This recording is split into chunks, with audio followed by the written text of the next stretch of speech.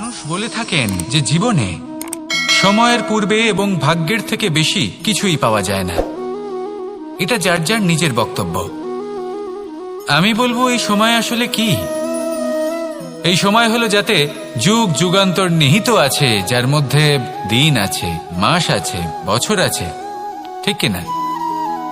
বাস্তবে আপনার কাছে সময় কতটা আছে যা আপনি সদ্ব্যবহার করতে পারেন? তখন থেকে আছে যখন থেকে আপনি নিজেকে বুঝতে শুরু করেন। ততক্ষণ আছে যতক্ষণ না আপনি এই সংসার ছেড়ে চলে যাচ্ছেন। শুধু এটুকু সময় আছে আপনার কাছে। আর যদি ভাগ্যের কথা বলা হয়, তাহলে ভাগ্য হলো সেই পরিস্থিতি যখন মানুষ নিজেকে সময়ের হাতে সমর্পণ করে দেন, তাকে ভাগ্য বলে। অর্থাৎ আপনি জীবনে পরিশ্রম করেছেন, বিপদের সম্মুখীন হয়েছেন, সামনে এগিয়ে গেছেন, কোথাও পৌঁছে গেছেন, এবং তখন আপনার মনে হলো যে ব্যাস এখানেই থেমে যাওয়া উচিত। তাহলে সেটাই হবে আপনার ভাগ্য। যদি ভাগ্যের কথা বলা হয়, তাহলে বলবো সত্যবানের ভাগ্যে মৃত্যু লেখা ছিল, কিন্তু সাবিত্রীর কর্ম তাকে পুনর্জীবিত করে তুলেছিল। অর্থাৎ এই ভাগ্য বদল করা সম্ভব কর্ম এবং পরিশ্রমের দ্বারা।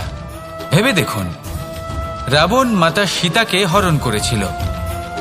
যদি শ্রীরাম সেটাকে ভাগ্য বলে মেনে নিতেন, তাহলে কখনো ভাগ্য বিধাতা হয়ে উঠতে পারতেন না। ভাগ্য হলো একটা বাঁধন যেটাকে ভেঙে ফেলা খুব প্রয়োজনীয়। নিজের লক্ষ্যের কাছে পৌঁছতে হবে। হতেই পারে এই লক্ষ্য হলো পরমাত্মার কাছে পৌঁছে যাওয়া। আপনি যদি পরমাত্মার কাছে পৌঁছতে নাও পারেন, তাও সেই পথে কিছুটা অগ্রসর হতে পারছেন, তাই না? তাহলে ভাগ্যের এই বাঁধন ভেঙে ফেলুন, নিজের কর্মের দ্বারা নিজের প্রারব্ধ গড়ে তুলুন এবং আমার সাথে ভালোবেসে বলুন, রাধা রাধা। মানুষের একটি সমস্যা আছে যে মানুষ সাফল্যকে মাপতে থাকেন, লক্ষ্যপ্রাপ্তিকে মাপতে থাকেন এবং তার তুলনা করতে থাকেন যে ও এত কিছু পেল আর আমি পেলাম না, ওর কাছে এত কিছু আছে কিন্তু আমার কাছে নেই। এই তুলনা করার জন্য ওনারা দুঃখী হয়ে পড়েন, নিরাশ হয়ে পড়েন। তাই আমি একটা প্রশ্ন করছি যে এটা কি উচিত? এই সংসারে আপনি কি নিয়ে তুলনা করবেন, যেখানে সূর্যদেব চন্দ্রমা দুজনেই আছেন, দুজনেই হলেন বিশেষ, দুজনেই নিজ নিজ সময়ে উদিত হন। এদের মধ্যে একজন না থাকলে তাহলে আমাদের জীবন কঠিন হয়ে পড়বে। ঠিক সেইভাবেই আপনি যদি একটা বড় রেখা অঙ্কন করেন, তাহলে অন্য রেখাটি ছোট হয়ে পড়ে না, সে তেমনই থাকে যেমনটা সে ছিল। আপনার অস্তিত্ব কখনো ছোট বা বড় হতে পারে না। শুধু তুলনা করার জন্য আপনার এটা মনে হতে পারে। যদি আপনি যুদ্ধ করতে চান, আপনার তলোয়ারের প্রয়োজন পড়বে। যদি বস্ত্র তৈরি করতে চান, এত বড় তলোয়ার দিয়ে কিছুই হবে না, তখন প্রয়োজন পড়বে একটা ছোট্ট সূচের। তাই তুলনা করবেন না, না নিজেকে ছোট মনে করবেন, না অন্য কাউকে। সবার সাথে সহযোগিতা করুন, আর যদি তুলনা করতেই হয় নিজের সাথে করুন, যে কাল আমি কেমন ব্যক্তি ছিলাম, আজ কি তার থেকে শ্রেষ্ঠ হয়ে উঠতে পেরেছি? ভেবে দেখুন ভবিষ্যতে গিয়ে আপনি কতটা শ্রেষ্ঠ ব্যক্তি হতে পারেন। আসুন আমার সাথে ভালোবেসে বলুন, রাধা রাধা। বস্ত্র আমাদের সকলের প্রিয়, এটা আমাদের জীবনযাপনের জন্য প্রয়োজনীয়। আমরা সবসময় চেষ্টা করি সেই বস্ত্র পরতে যা পরলে আমাদের দেখতে ভালো লাগে। কিন্তু কখনো এই কথা ভেবে দেখেছেন যে কিছু বস্ত্র যদি স্বচ্ছ হয়, তাহলে তা পুরনো হলেও দেখতে ভালো লাগে? ঠিক তেমনি যেমন কোনো খাবার যদি মশলাদার না হয়, অত্যন্ত সুস্বাদু নাও হয়, কিন্তু যদি তা গরম হয়, টাটকা হয়, তাহলে খেতে ভালোই লাগে। ঠিক সেইভাবেই যদি কোনো ব্যক্তি সুন্দর নাও হয়, কিন্তু তার কথা খুবই মধুর হয়, তাহলে সেই ব্যক্তি সকলের প্রিয় হয়। কোনো ব্যক্তি যদি ধনবান নাও হন, কিন্তু তিনি যদি গুণী হন, তাহলে এই সংসারে সম্মান লাভ করেন। সেই জন্য কখনো এই বিষয়ে দুঃখ পাবেন না যে আপনার কাছে ভৌতিক স্বাচ্ছন্দ্য নেই। আপনার কাছে সব থেকে বড় বস্তু, সব থেকে মূল্যবান বস্তু যেটা আছে, সেটা হলো আপনার আত্মা, আপনার মন, আপনার বিচারধারা, আপনার গুণ, আপনার কথা।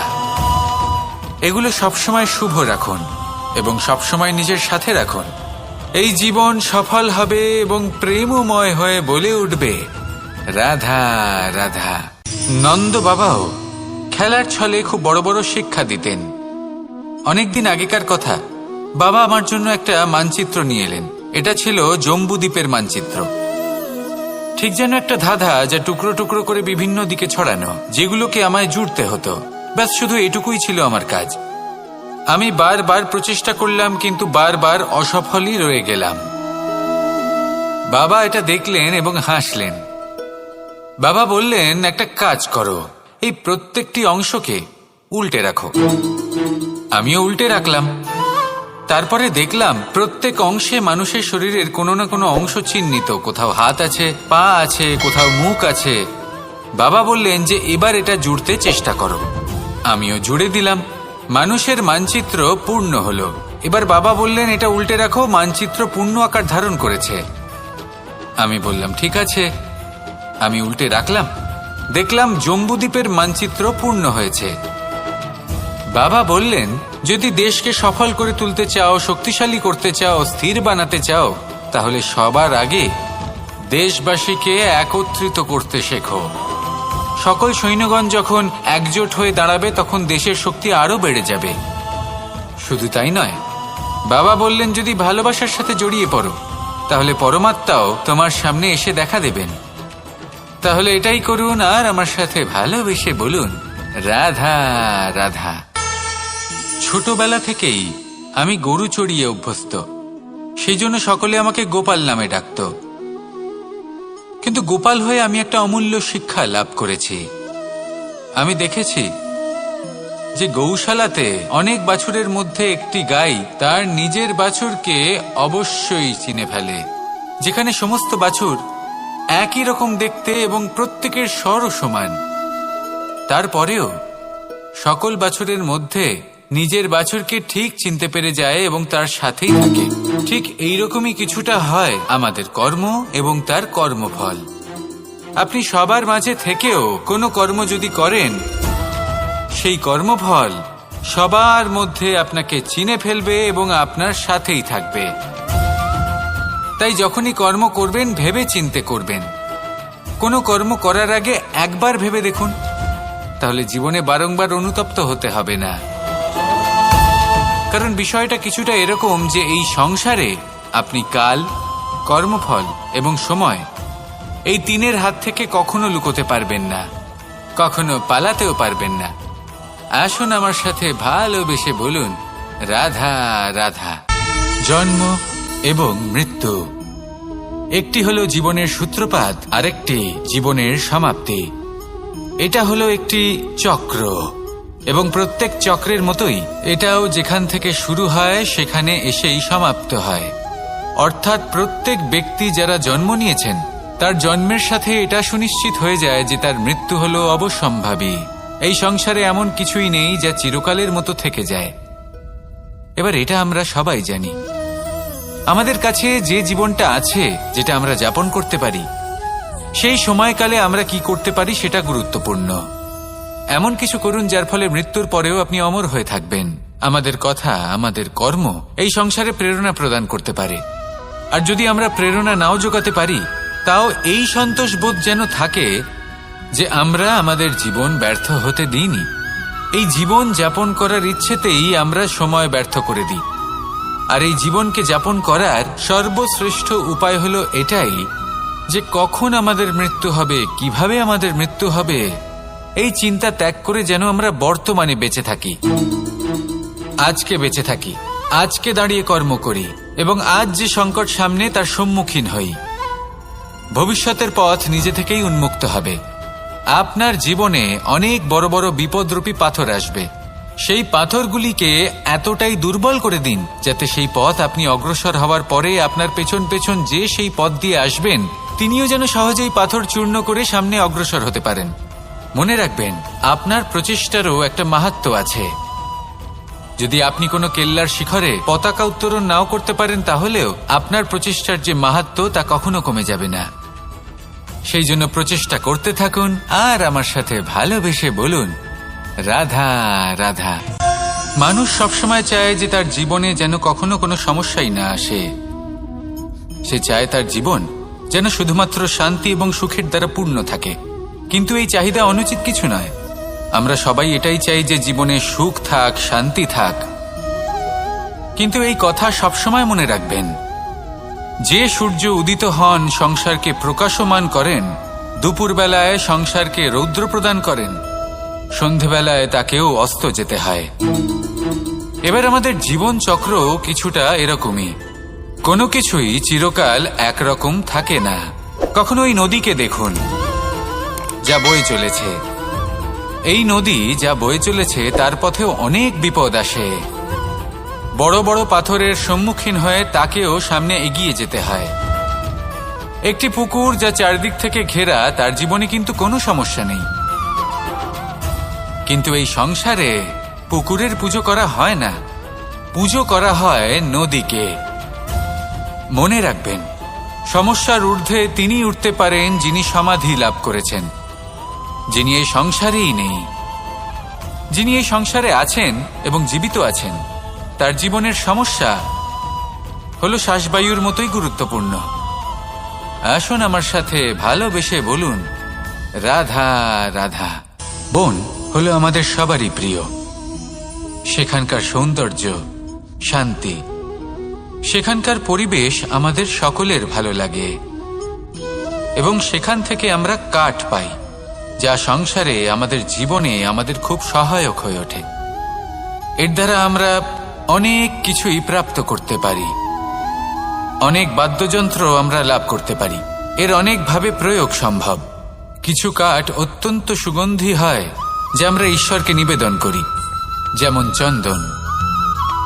এবার ভাবুন, একজন অসাবধানী ব্যক্তি, তার হাত থেকে ছোট্ট একটা আগুনের ফুলকি যদি সেখানে পড়ে, তাহলে তা সমগ্র বনকে ভস্ম করে দিতে পারে। আর যখন এই আগুন ছড়িয়ে পড়ে, তখন তা কাউকে রেহাই দেয় না।